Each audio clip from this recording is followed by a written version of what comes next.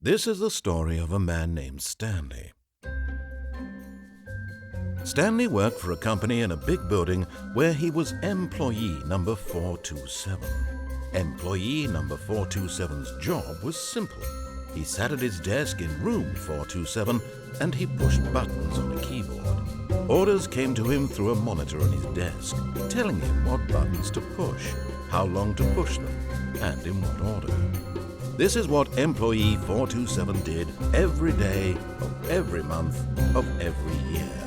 And although others might have considered it soul-winning, Stanley relished every moment that the orders came in, as though he had been made exactly for this job. And Stanley was happy. And then one day, something very peculiar happened. Something that would forever change Stanley. Something he would never quite forget. He had been at his desk for nearly an hour when he realized that not one single order had arrived on the monitor for him to follow. No one had showed up to give him instructions, call a meeting, or even say hi. Never in all his years at the company had this happened, this complete isolation. Something was very clearly wrong. Shocked, frozen solid, Stanley found himself unable to move for the longest time. But as he came to his wits and regained his senses, he got up from his desk and stepped out of his office.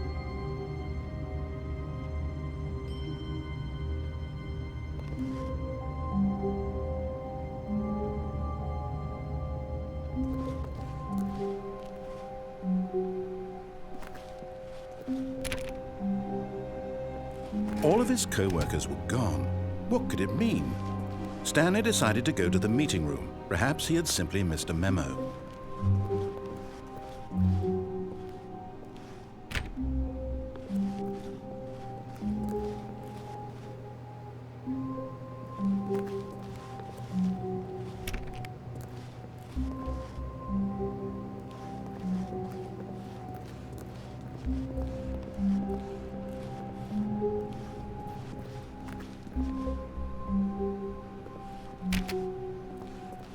When Stanley came to a set of 2 open doors, he entered the door on his left.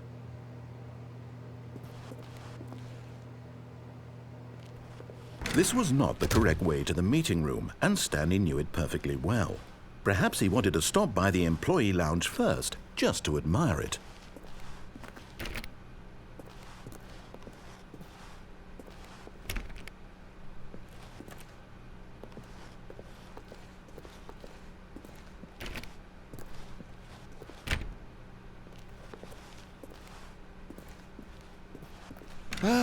Yes, truly a room worth admiring.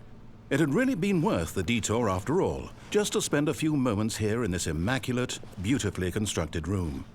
Stanley simply stood here, drinking it all in.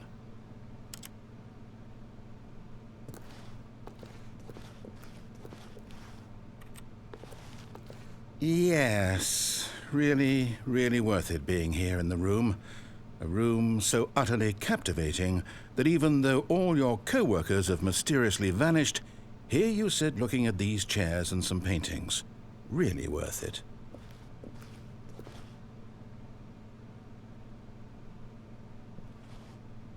At this point, Stanley's obsession with this room bordered on creepy and reflected poorly on his overall personality. It's possible that this is why everyone left.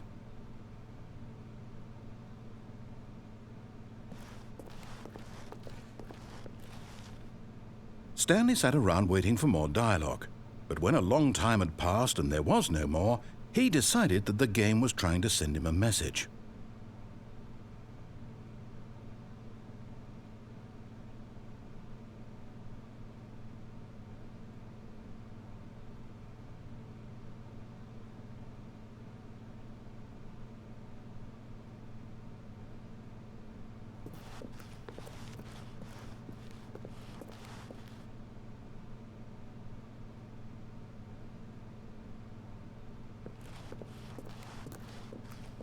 But at last, he'd had enough of the amazing room and took the first open door on his left to get back to business. Stanley was so bad at following directions, it's incredible he wasn't fired years ago.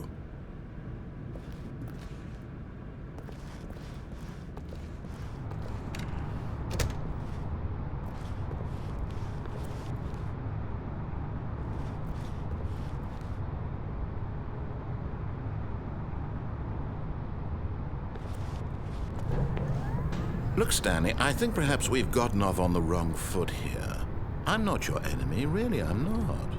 I realize that investing your trust in someone else can be difficult, but the fact is that the story has been about nothing but you all this time. There's someone you've been neglecting, Stanley. Someone you've forgotten about. Please, stop trying to make every decision by yourself. Now, I'm not asking for me, I'm asking for her. This is it, Stanley. Your chance to redeem yourself, to put your work aside, to let her back into your life. She's been waiting.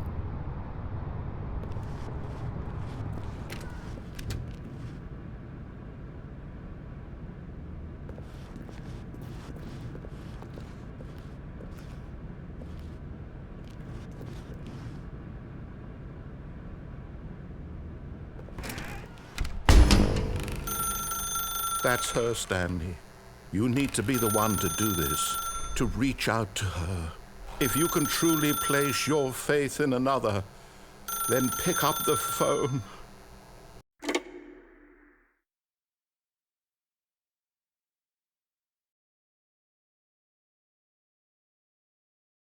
Oh, Stanley, is that you? Hold on, sweetie. Sorry to keep you waiting. I'm just pulling the bread out of the oven. All right. Okay, there we go. All right, now, I want you to come in and tell me all about your day. Gotcha. Oh, come on. Did you actually think you had a loving wife who'd want to commit their life to you? I'm trying to make a point here, Stanley. I'm trying to get you to see something. Come inside. Let me show you what's really going on here. This is a very sad story about the death of a man named Stanley. Stanley is quite a boring fellow. He has a job that demands nothing of him, and every button that he pushes is a reminder of the inconsequential nature of his existence. Look at him there, pushing buttons, doing exactly what he's told to do. Now he's pushing a button. Now he's eating lunch. Now he's going home. Now he's coming back to work. One might even feel sorry for him, except that he's chosen this life. But in his mind, he can go on fantastic adventures. From behind his desk, Stanley dreamed of wild expeditions into the unknown, fantastic discoveries of new lands. It was wonderful. And each day that he returned to work was a reminder that none of it would ever happen to him. And so he began to fantasize about his own job. First, he imagined that one day while at work, he stepped up from his desk to realize that all of his co-workers, his boss, everyone in the building had suddenly vanished off the face of the earth. The thought excited him terribly. So he went further. He imagined that he came to 2 open doors and that he could go through either. At last, choice. It barely even mattered what lay behind each door. The mere thought that his decisions would mean something was almost too wonderful to behold. As he wandered through this fantasy world, he began to fill it with many possible paths and destinations. Down one path lay an enormous round room with monitors and mind controls. And down another was a yellow line that weaved in many directions. And down another was a game with a baby. And he called it the Stanley Parable.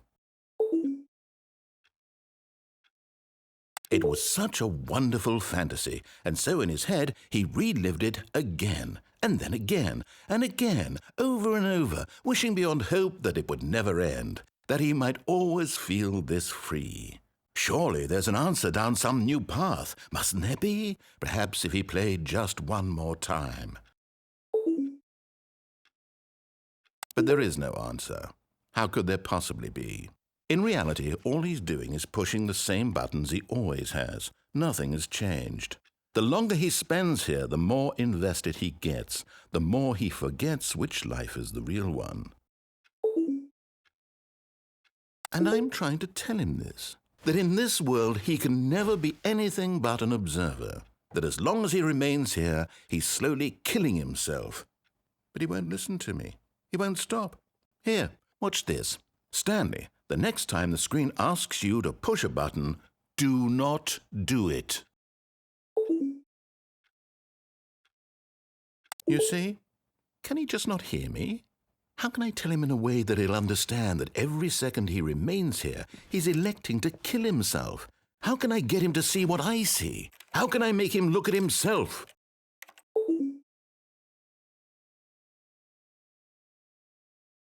I suppose I can't, not in the way I want him to. But I don't make the rules. I simply play to my intended purpose, the same as Stanley. We're not so different, I suppose. I'll try once more to convey all this to him. I'm compelled to. I must. Perhaps, well, maybe this time he'll see. Maybe this time. And I tried again, and Stanley pushed a button. And I tried again, and Stanley pushed a button. And I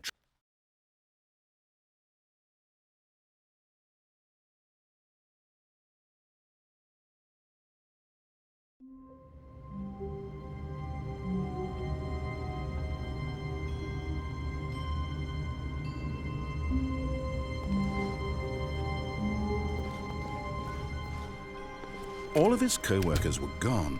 What could it mean? Stanley decided to go to the meeting room. Perhaps he had simply missed a memo.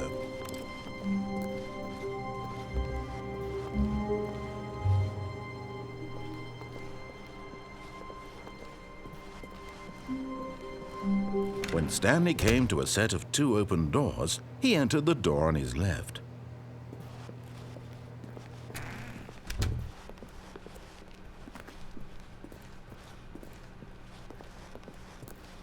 Yet there was not a single person here either.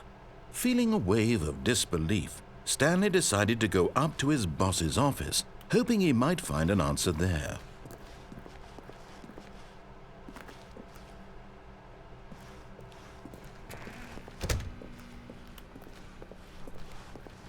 Coming to a staircase, Stanley walked upstairs to his boss's office.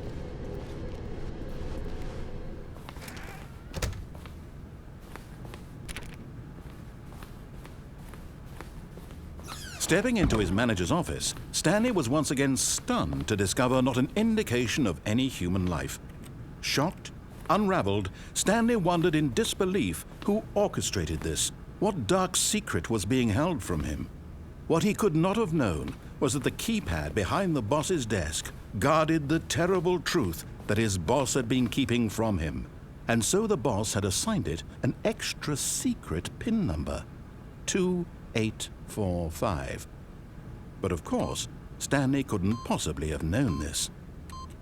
Yet incredibly, by simply pushing random buttons on the keypad, Stanley happened to input the correct code by sheer luck. Amazing. He stepped into the newly opened passageway.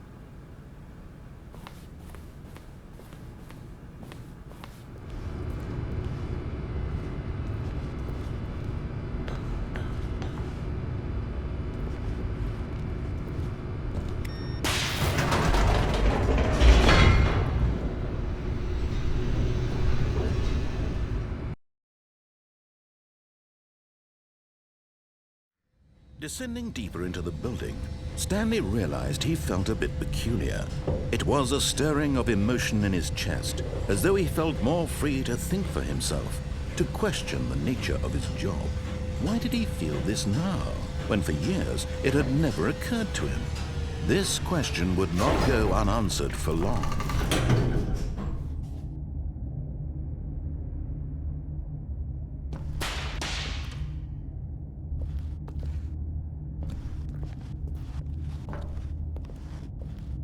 Stanley walked straight ahead through the large door that read Mind Control Facility.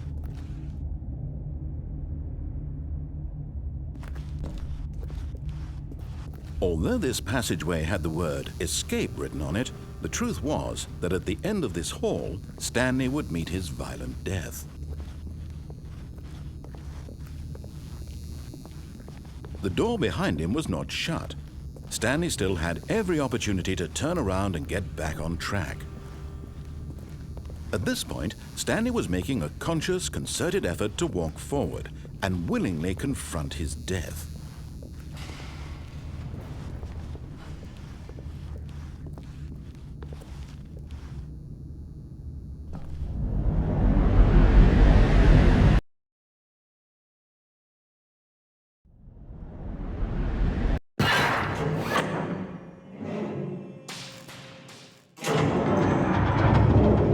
As the machine whirred into motion and Stanley was inched closer and closer to his demise, he reflected that his life had been of no consequence whatsoever. Stanley can't see the bigger picture. He doesn't know the real story, trapped forever in his narrow vision of what this world is. Perhaps his death was of no great loss, like plucking the eyeballs from a blind man. So he resigned and willingly accepted this violent end to his brief and shallow life. Farewell, Stanley.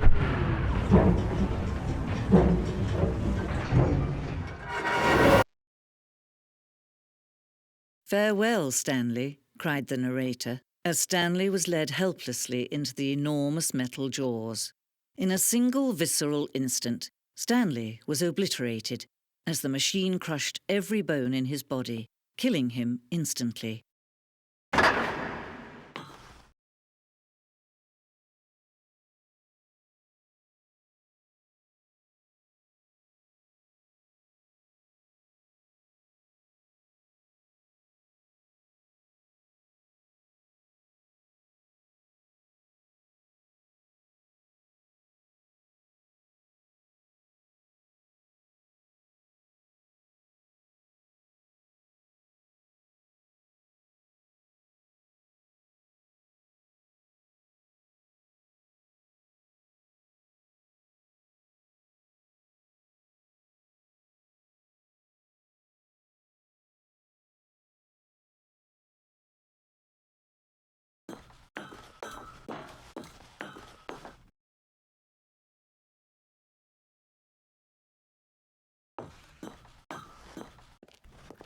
And yet it would be just a few minutes before Stanley would restart the game, back in his office, as alive as ever.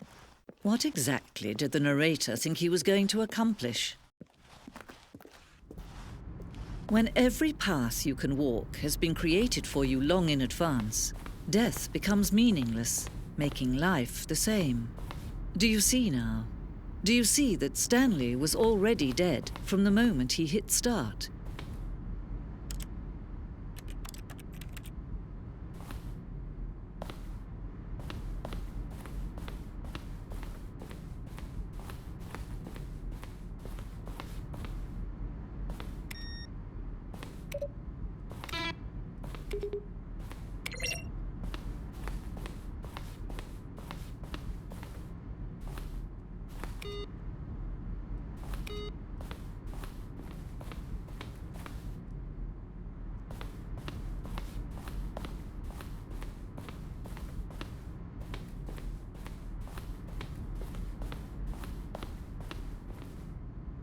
Where were all of his co-workers? Oh, I don't know. How about they're throwing a surprise party for him for all his button pushing? Does that sound plausible to you? Now look closer, Stan. See how it's impossible for the player to do anything.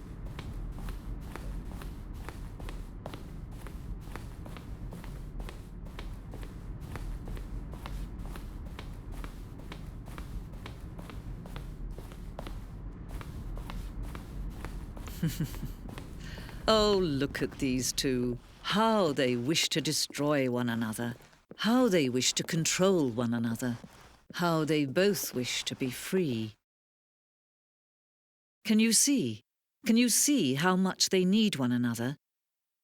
No, perhaps not. Sometimes these things cannot be seen. But listen to me. You can still save these two. You can stop the program before they both fail.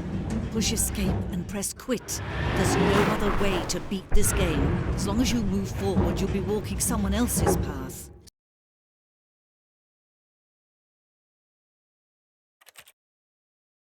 Stop now and it'll be your only true choice. Whatever you do, choose it. Don't let time choose for you. Don't let time